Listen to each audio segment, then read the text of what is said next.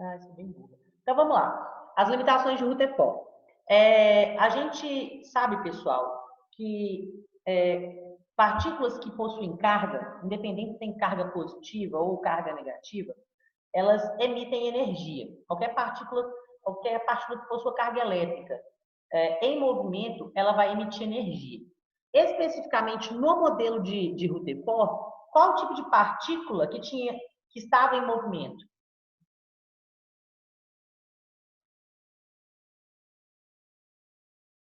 Nossa, silêncio.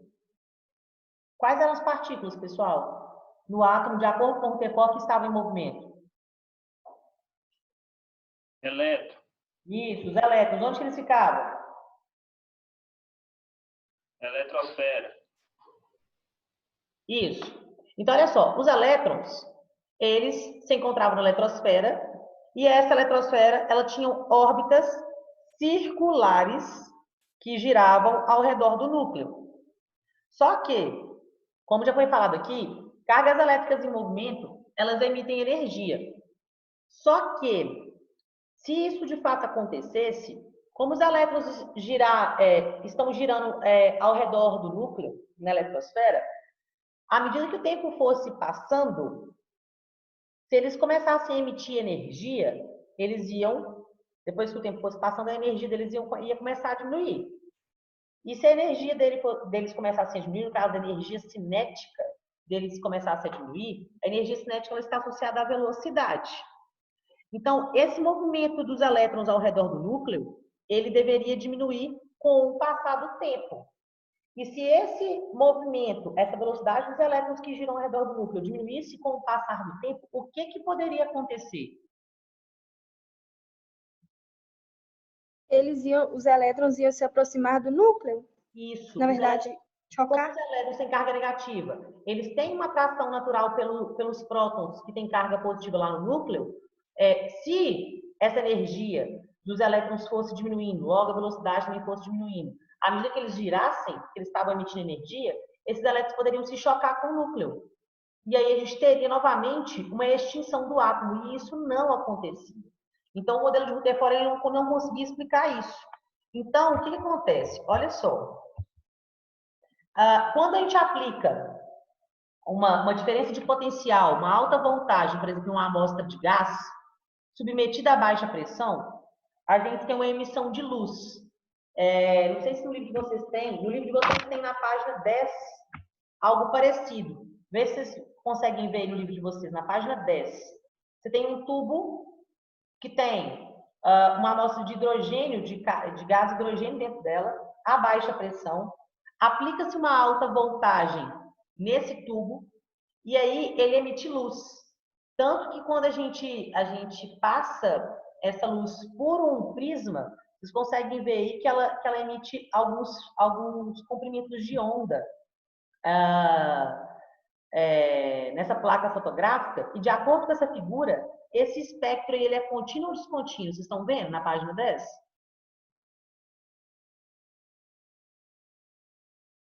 Esse espectro é o quê? Contínuo ou descontínuo? Contínuo. Tem certeza? Descontínuo. Descontínuo. Aqui, ó. Vou até ligar minha câmera aqui. Peraí, cadê? Cadê eu, gente? Aqui, ó. Deixa eu mostrar pra você. Opa. Tá aparecendo eu antes ou não? Agora tá aparecendo. Agora tá eu aqui. Eu só não tô me vendo, no caso. Espera que eu vou me achar. Aqui. Aqui, olha. Nessa figurinha aqui, ó. Vocês estão vendo aí? Ah, tá. É essa figurinha que eu tô falando. Você tem um tubo aí, que dentro desse tubo tem uma amostra de gás, no caso é o gás hidrogênio. Ele foi submetido a uma alta voltagem, a uma diferença de potencial aí, tá? E esse gás também está mantido a baixa pressão. Então, quando um gás ele é submetido a uma alta voltagem e a uma baixa pressão, ele emite luz, como vocês podem ver aí. Saiu essa luz por um orifício, passou-se por ela por um prisma, igual vocês estão vendo, e na chapa fotográfica, na placa fotográfica, marcou-se os comprimentos de onda que foi emitido. No caso dessa placa fotográfica, vocês estão vendo aí na figurinha, marcam-se todos os comprimentos de onda por acaso? Sim ou não? Nesse exemplo que está aí no livro, na página 10. Não? Não. Está marcando aí a cor vermelha, o verde, o azul. O azul não. O verde, o azul. E o violeta. Tem 4 cores aí. Então, você não tem um espectro contínuo. Porque o espectro contínuo, você tem que ter todos os comprimentos de onda referentes à luz branca. Então, isso aí seria um espectro descontínuo que você tem, tá? Espera só um pouquinho. Tá, mas os passados gravados estão disponíveis ontem. Não, Laura não, Lara. A gente teve só uma aula via Zoom antes da de hoje, né? Porque teve uma que foi feriado que a gente não teve aula. Essa de hoje a gente está repondo a aula de sexta passada, que eu estava sem internet. A gente só teve uma aula via Zoom. Só que como a Roberta não tinha me avisado para gravar, eu não gravei a aula. Então ela não tem disponível em lugar nenhum, lindinha. Só essa que vai ter, tá? E aí eu vou subir ela para a plataforma do YouTube. Só que eu vou esperar chegar de madrugada para eu subir, que é o horário que a internet está menos congestionada, tá? E aí eu mando para vocês o link depois dessas aulas nos grupos aí. Vão ser 3 links que a gente teve, bom? Então, pessoal, no caso, esse experimento aí de pegar uma amostra gasosa, aplicar alta voltagem a baixa pressão e emitir luz, só que ao passar essa luz por esse prisma e formar um espectro descontínuo, o modelo de Rutherford ele não conseguia explicar o espectro contínuo, o contrário do descontínuo. E aí, o que acontece? Cadê? Deixa eu só... Aí, ó. Eu acho que eu pulei alguma coisa. Deixa eu ver aqui. Peraí. Aí, quem consegue explicar isso? É o caso do modelo de Bohr, tá? Bohr, ele estudou justamente os espectros de emissão do gás, de gases de modo geral. Especificamente, ele usou o gás hidrogênio com uma alta voltagem e uma baixa pressão, e ele viu que quando se fazia isso, ele emitia a luz vermelha, igual tem aí nessa figurinha que a gente está demonstrando aí. E aí, ó, olha só, aqui vocês estão vendo, nessa figurinha que eu vou marcar aqui agora, esse espectro aqui, ele é um espectro de que cor?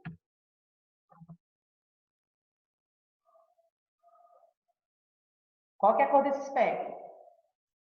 Eu circulei aí.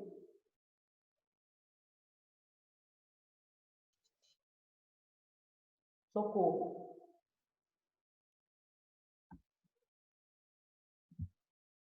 Isso, branco. Você tem vergonha de falar, gente, pelo amor de Deus. Não tem vergonha, não. Se é um espectro de cor branca, ele é um espectro contínuo ou descontínuo? Contínuo. Contínuo, porque a cor branca tem todos os comprimentos de onda possíveis. Quando ele fez o espectro, ele pegou esse gás hidrogênio, confinou num tubo com alta voltagem e baixa pressão, ele viu que formou esse tipo de espectro aqui, ó. Isso que é um espectro contínuo ou descontínuo? Descontínuo. Descontínuo. Então, ele viu que, ao você pegar a luz e passar por um prisma, essa luz ela se subdividia em vários comprimentos de onda, tem várias frequências, e aí caracterizava um espectro descontínuo. Então, o modelo de Bohr conseguia explicar essa questão da continuidade ou descontinuidade dos espectros, o que o modelo de Rutherford não conseguia justificar. E aí, além dele conseguir explicar esses espectros contínuos e descontínuos, ele também conseguia explicar a estabilidade dos elétrons ao se movimentar em órbitas circulares ao redor do núcleo.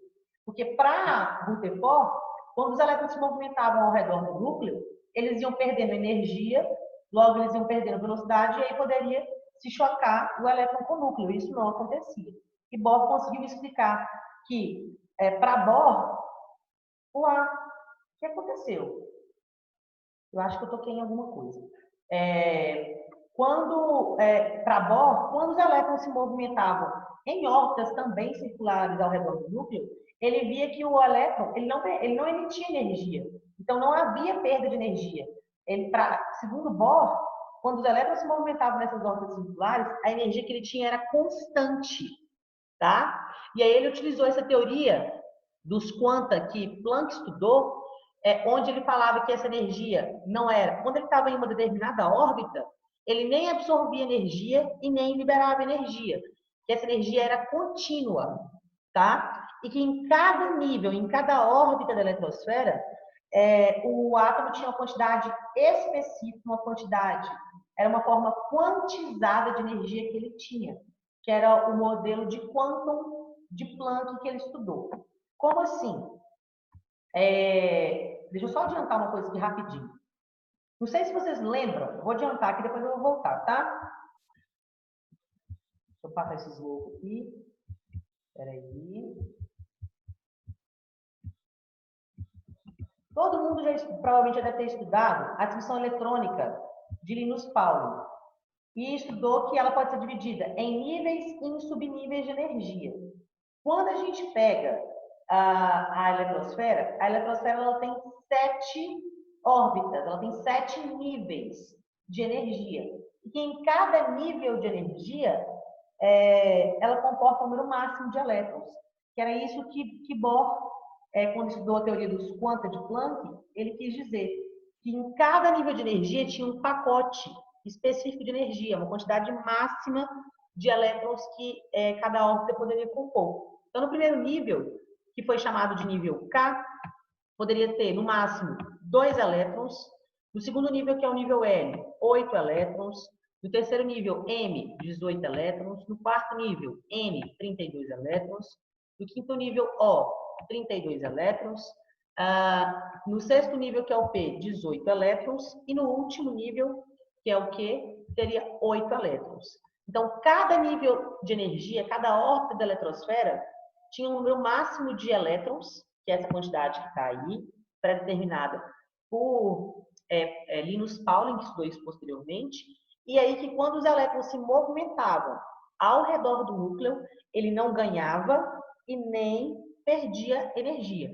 Era uma quantidade de energia que era constante, diferentemente do que Rutherford defendia, tá? Então, a diferença de Rutherford para Bohr era justamente essa.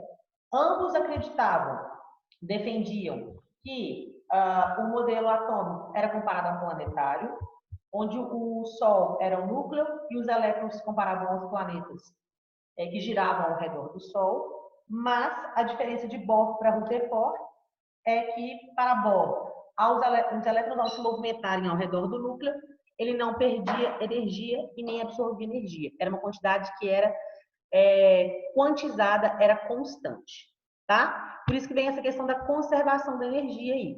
Ao girar ao redor do núcleo, o elétron não ganha nem perde energia, pois estão em níveis estacionários. Ou seja, essa energia ela é constante. Só que você pode dar energia para o elétron. Se esse elétron ele ganhar essa energia, ele vai ficar num estado que eu chamo de estado excitado, ou seja, um estado de maior energia. E aí ele vai ser promovido ao nível mais energético. E aí, deixa eu só colocar a câmera aqui, é aquele caso que eu falei com vocês, que é a questão da emissão da luz. Você tem lá um elétron em uma determinada região da eletrosfera. Ele tem uma quantidade de energia. Se ele está naquela órbita, ele vai movimentar, ele não vai ganhar e nem perder energia. Agora, caso você dê energia para esse elétron, o que vai acontecer com esse elétron? Ele vai ficar em estado excitado, que é em estado de maior energia, mas ele não pode ficar naquele nível da eletrosfera mais. Ele vai ser promovido ao nível mais energético, ao nível que tem mais energia, e aí ele começa a saltar para esses níveis mais energéticos até que você pare de dar energia para ele.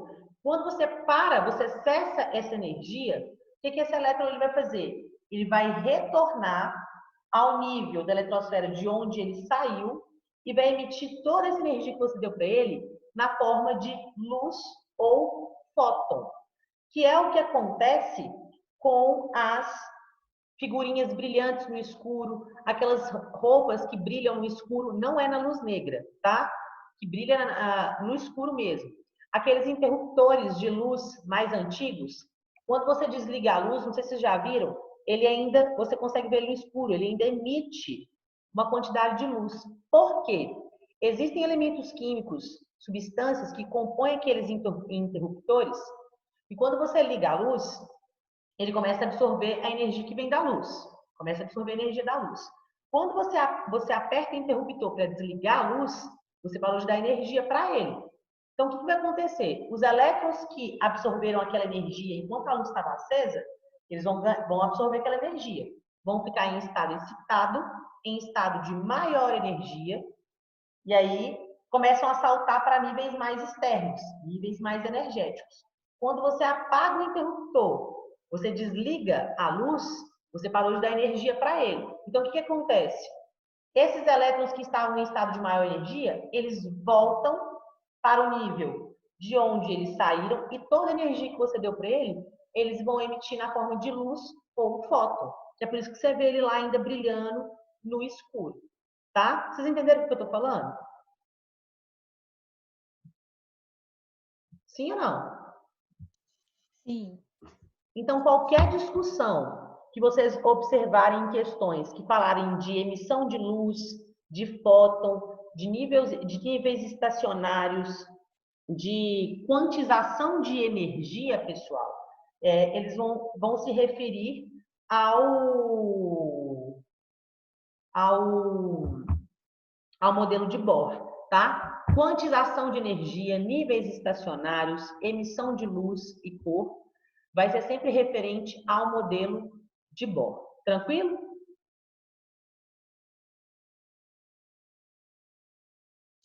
Tranquilo. Então tá. Sim. Então vamos lá para os postulados de Bohr para a gente fechar a aula. Então os elétrons se movem ao redor do núcleo sem perder ou ganhar energia. Apenas algumas órbitas de raios e energias definidas são permitidas ao movimento circular do elétron ao redor do núcleo. E quando os elétrons passam de uma órbita, ou seja, de um nível energético para outro, ele vai ganhar essa energia ou ele vai absorver. Como assim? Se ele sair de um nível mais interno da eletrosfera e for para um nível mais externo, quer dizer que ele absorveu energia. Se ele sair do nível mais externo e for para um nível mais interno, quer dizer que ele vai emitir energia, tá? Ficou claro, gente? Sim. Olha só, sexta-feira, deixa eu parar de gravar isso aqui.